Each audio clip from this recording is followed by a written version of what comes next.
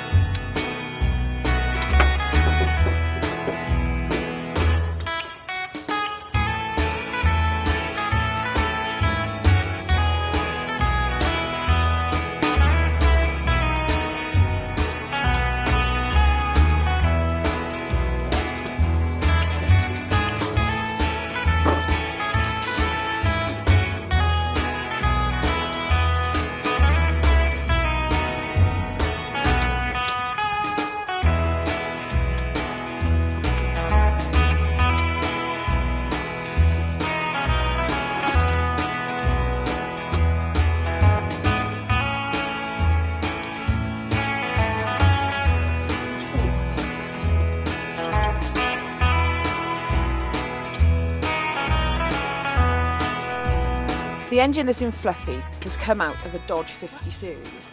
They were first installed as an engine between July 1979 and July 1987.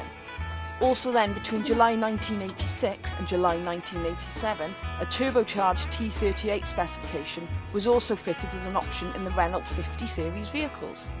Now how's that for information?